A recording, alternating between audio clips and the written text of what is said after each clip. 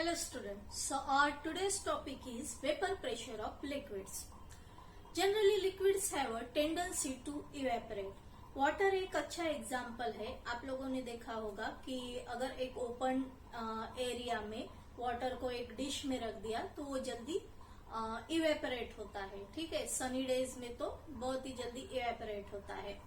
तो हम लोग वेपर प्रेशर समझने के लिए क्या करेंगे कि यहाँ दो कंटेनर लिए हैं. एक कंटेनर में सपोज वाटर लिया है या कौन सा भी सॉल्वेंट लो, तो उसकी टेंडेंसी क्या होगी टू इवेपोरेट. तो यहाँ से जो है मॉलिक्यूल्स जो है ये लिक्विड के मॉलिक्यूल्स निकल के इवेपोरेट होके, इवेपोरेट होना means what, conversion of liquid state into vapour state. वो वेपर स्टेट में कन्वर्ट होके ऐसे बाहर जाने लगेंगे. ठीक है, यहाँ हम लोगों ने ये कंटेनर को कोई भी कॉर्क नहीं लगाया है, लेकिन सेकंड कंटेनर में क्या किया है कि कंटेनर को ऊपर से क्लोज कर दिया है, एक कॉर्क यहाँ फिट किया है. तो यहाँ भी क्या होगा, liquid have a tendency to evaporate. तो ये लिक्विड इवेपोरेट होगा, लेकिन यहाँ जो वेपर्स फॉर्म हो रही है वो वेपर्स यहाँ से एस्केप नहीं हो सकती है. ठीक है, बाहर नहीं जा सकती है क्योंकि यहाँ से हमने क्लोज कर दिया. तो वेपर्स क्या करेंगी, अंदर ही रहेगी. ठीक है, वो एज अ गैस बाहर नहीं जाएगी, अंदर ही वो वेपर को रहना पड़ेगा. तो अभी हम लोगों को जो समझना है वो हमारा कंसेप्ट है वेपर प्रेशर. तो पहले हम लोग इसकी डेफिनेशन देख लेंगे. The pressure exerted by vapour about the surface of the liquid in equilibrium with the liquid phase at a given temperature. The pressure exerted by the vapor. यहाँ क्या हो रहा है, ये जो है वेपर्स ये बाहर नहीं जा पा रही, अंदर ही है. तो वो अंदर ही क्या करेगी, प्रेशर एक्सर्ट करेगी. किसके ऊपर प्रेशर एक्सर्ट करेगी, नेचुरली ये साइड में कंटेनर की जो वॉल्स है, ठीक है, ऊपर भी जो है यहाँ से बंद किया गया है, तो कॉर्क जो है, तो हर एक जगह, ठीक है, in all direction it will exert pressure. ये वेपर्स क्या करेगी, सब डायरेक्शन में अपना प्रेशर एक्सर्ट करेगी. एट द सेम टाइम नीचे जो लिक्विड दिया है वो लिक्विड के ऊपर भी ये जो वेपर्स है वो प्रेशर एक्सर्ट करेगी. यहाँ अभी ये कंटेनर जो है उसका मटेरियल सॉलिड है तो नेचुरली वो हार्ड रहेगा. तो यहाँ अगर वो प्रेशर एक्सर्ट भी करती है तो ये वेपर के प्रेशर से वो इजीली टूटेगा तो नहीं. तो जो ये वेपर है लिक्विड के ऊपर जो प्रेशर एक्सर्ट कर रही है, तो वो प्रेशर की वजह से लिक्विड जो है वो लिक्विड के ऊपर, लिक्विड सॉफ्ट है तो इसके ऊपर वो अपना प्रेशर एक्सर्ट कर सकती है. और हम लोग वो जो प्रेशर है, कितना प्रेशर एक्सर्ट कर रही है वो वेपर, वो फाइंड आउट कर सकते हैं. तो यही हम लोगों ने डेफिनेशन में भी देखा है कि ये जो वेपर प्रेशर फॉर्म हो रहा है, अभी ये वेपर प्रेशर जो है वो हम लोग किसके ऊपर ये प्रेशर एक्सर्ट कर रही है वेपर, ये लिक्विड के सरफेस के ऊपर प्रेशर एक्सर्ट कर रही है. ठीक है, तो उसे ही हम लोग बोलेंगे वेपर प्रेशर. तो डेफिनेशन फिर से देखो, the pressure exerted by vapour about the surface of the liquid. ठीक है, नेचुरली इसके कांटेक्ट में लिक्विड का सरफेस है, तो वो सरफेस के ऊपर क्या कर रही है, प्रेशर एक्सर्ट कर रही है. About the surface of the liquid in equilibrium with the liquid phase eight a given temperature. एक गिवन टेम्परेचर पे सपोज हम लोग ये स्टडी कर रहे हैं.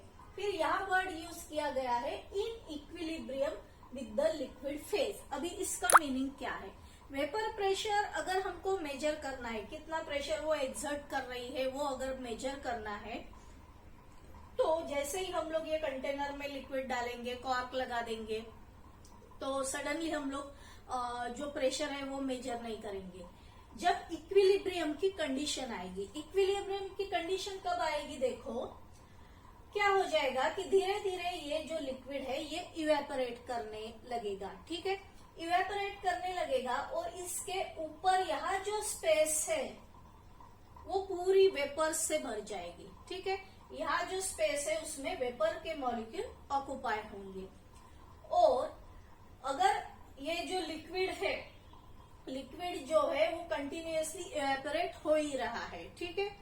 तो ये जो स्पेस है जो ऑक्युपाई हुई है और जो न्यू मॉलिक्यूल्स है जो ऊपर इवेपोरेट होके ऊपर जो जा रहे हैं, वो न्यू मॉलिक्यूल्स के लिए स्पेस नहीं रहेगी यहाँ, ठीक है। लिक्विड की तो टेंडेंसी है उसे तो गैस में कन्वर्ट होना ही है, लेकिन ऑलरेडी ये वेपर्स जो है, ऑलरेडी ये वेपर्स ने वो स्पेस जो है वो ऑक्युपाई कर लिया है, और नई जो वेपर्स बन रही है या नए जो मॉलिक्यूल्स ऊपर आ रहे हैं उनको यहाँ स्पेस नहीं मिल रही, यहाँ रहने के लिए स्पेस नहीं मिल रही। तो क्या होता है कि यहाँ बहुत ज्यादा जो वेपर के मॉलिक्यूल है या गैस के मॉलिक्यूल है, बहुत ज्यादा होने की वजह से एक दूसरे के ऊपर कोलाइड होने लगते हैं, ठीक है। They collide with the walls of the container also, with the liquid surface also and collide on each other. तो ये कोलिजन से क्या होता है कि उनकी जो एनर्जी है वो कम हो जाती है, और एनर्जी कम होने से वो अगेन लिक्विड फॉर्म में कन्वर्ट होके नीचे आ जाते हैं, ठीक है।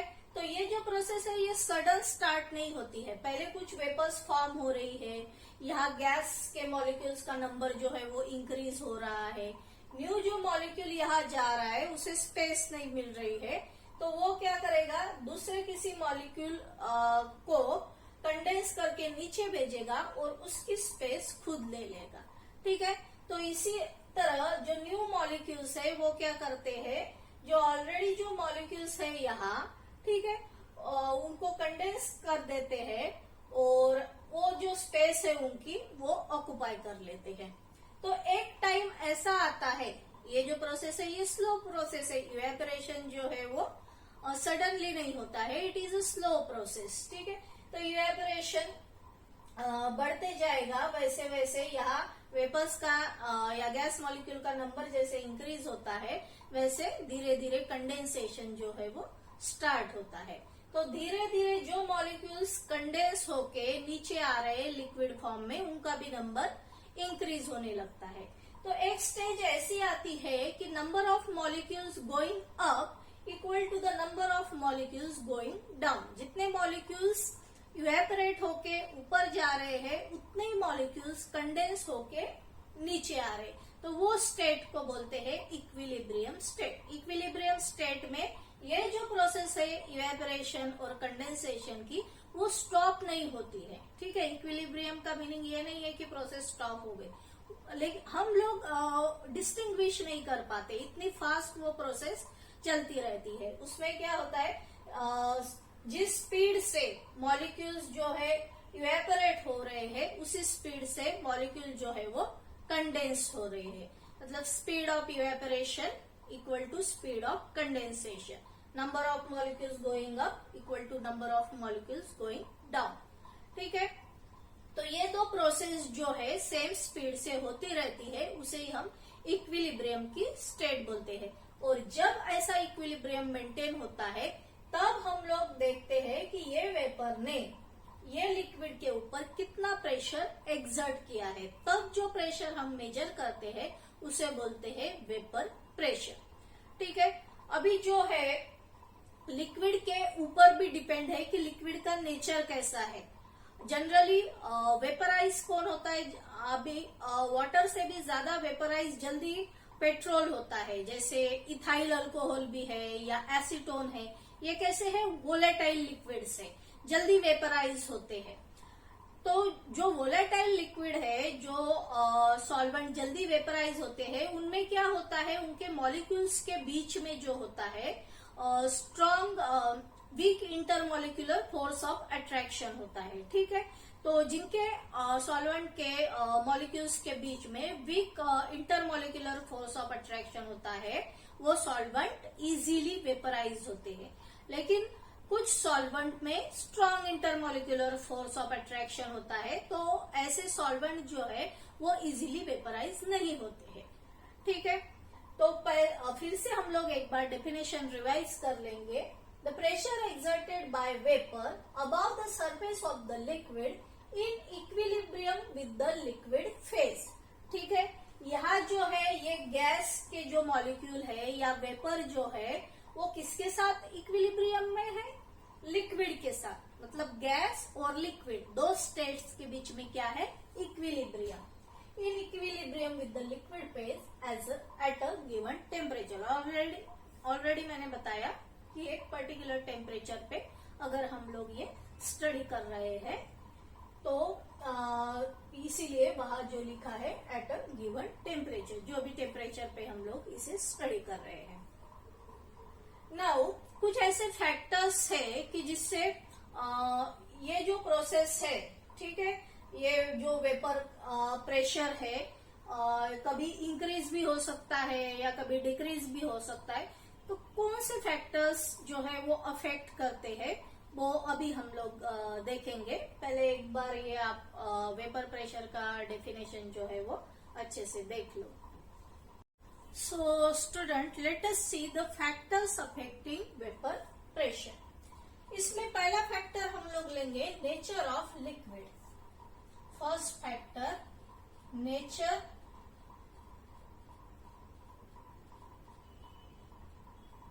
Of liquid.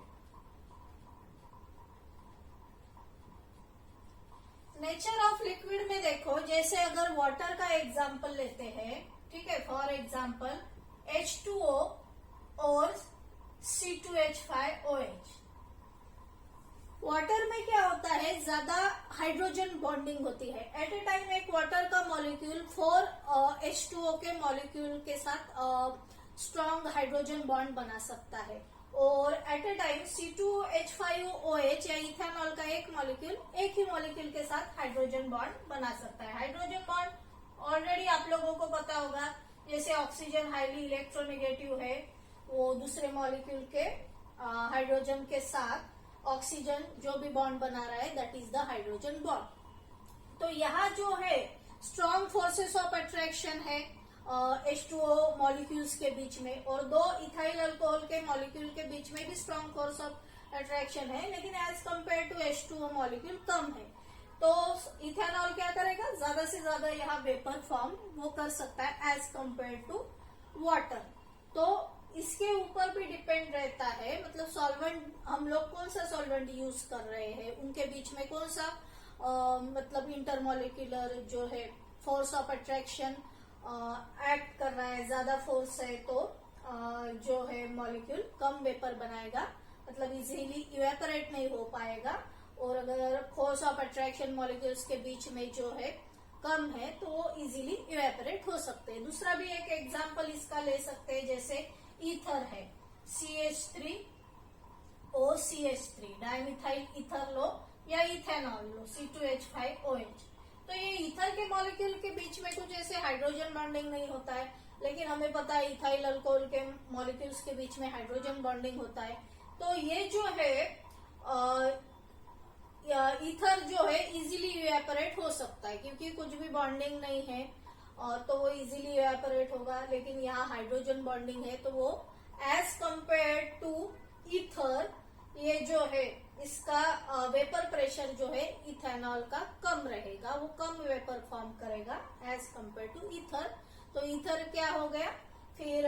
ईथर ज्यादा से ज्यादा जो है वेपर प्रेशर जो है वो क्रिएट कर सकता है। तो ये हो गया नेचर ऑफ लिक्विड या नेचर ऑफ सॉल्वेंट के ऊपर डिपेंड करता है कि कितना वेपर प्रेशर वो फॉर्म कर सकता है। सेकेंड जो फैक्टर है वो रहेगा टेम्परेचर। ठीक है, टेम्परेचर के ऊपर भी डिपेंड है। सपोज यहाँ हम लोगों ने देखा कि इवेपोरेशन हो रहा है, हम लोगों ने और यहाँ से ऐसे हीट भी सप्लाई की, ठीक है, यहाँ से हम लोग ऐसे हीट प्रोवाइड करेंगे। अगर हीट प्रोवाइड करते हैं, ठीक है, ये कंटेनर को हम लोग हीटिंग जो है हीटिंग करना स्टार्ट कर देते हैं, तो क्या होगा कि ये जो सरफेस के मॉलिक्यूल है वो सरफेस के मॉलिक्यूल बहुत ज्यादा स्पीड से जो है इवेपोरेट होने लगेंगे और ज्यादा गैस के मॉलिक्यूल यहाँ फॉर्म होने लगेंगे। तो टेम्परेचर क्या कर रहा है? ज्यादा से ज्यादा गैस मॉलिक्यूल को यहाँ फॉर्म कर रहा है ये एरिया में। तो जितनी ज्यादा वेपर फॉर्म होगी, जितनी ज्यादा गैस के मॉलिक्यूल रहेंगे, उतना ज्यादा वेपर प्रेशर यहाँ क्रिएट होगा, क्योंकि टेम्परेचर इंक्रीज करने से वो गैस मॉलिक्यूल को क्या मिल रही है, एनर्जी मिल रही है, काइनेटिक एनर्जी मिल रही है, मॉलिक्यूल्स और मोशन में आ रहे हैं, ठीक है। और जितने ज्यादा नंबर ऑफ मॉलिक्यूल्स रहेंगे और एक तो उनका मोशन भी इंक्रीज हो गया है, तो वो क्या करेंगे, ये लिक्विड के सरफेस के ऊपर ज्यादा प्रेशर एक्सर्ट करेंगे। तो टेम्परेचर क्या कर रहा है, इंक्रीज कर रहा है वेपर प्रेशर को। तो ये हमारा सेकेंड फैक्टर हो गया टेम्परेचर। और भी दूसरे फैक्टर्स है, जैसे boiling point of a solvent. किसी सॉल्वेंट का बॉइलिंग पॉइंट जो है वो बहुत हाई रहता है, मतलब हाई डिग्री सेंटीग्रेड पे अगर वो बॉइल होता है, और दूसरा अगर लिक्विड है वो जल्दी बॉइल होता है, तो जो लिक्विड जल्दी बॉइल होता है वो ज्यादा वेपर प्रेशर क्रिएट करेगा, और जिसका बॉइलिंग पॉइंट एकदम हाई है तो उसे टाइम लगेगा, वो वेपर प्रेशर जो है वो उसका वेपर प्रेशर कम रहेगा, ठीक है। तो ये दो मेनली फैक्टर है, जैसे नेचर ऑफ लिक्विड और टेम्परेचर, जो अफेक्ट करते हैं वेपर प्रेशर को। और इनको सॉल्वेंट को भी कैटेगराइज किया है दो ग्रुप्स में, जैसे एक रहेगा वोलेटाइल सॉल्वेंट और सेकेंड है non volatile solvent. Volatile solvent मतलब क्या, कि जो इजीली इवेपोरेट हो सकते हैं, जैसे इथेनॉल है या ईथर है, ठीक है। ये इजीली इवेपोरेट हो सकते हैं, या जो इवेपोरेट हो सकते हैं उनको क्या बोलेंगे, volatile solvent. Non volatile solvent जैसे है सुक्रोज, ठीक है, यूरिया या ग्लूकोज, ये जनरली ये इवेपोरेट ही नहीं होते, तो इनका वेपर प्रेशर क्या रहेगा, 0 रहेगा। वोलेटाइल में बहुत से एग्जाम्पल हम लोग लिख सकते हैं, वाटर है, ईथर है, इथेनॉल है, बेंजीन है, टोल्यून है, बहुत से ऐसे लिक्विड्स है जो वोलेटाइल इन नेचर है। और ये जो है सब्सटेंस सुक्रोज, यूरिया, ग्लूकोज, ये कैसे है, नॉन वोलेटाइल सब्सटेंस है। तो ये कुछ फैक्टर्स है जिनके ऊपर वेपर प्रेशर जो है डिपेंड रहता है, या वेपर प्रेशर को ये अफेक्ट करता है। तो I hope you understood the concept of vapour pressure. So thanks for watching this video.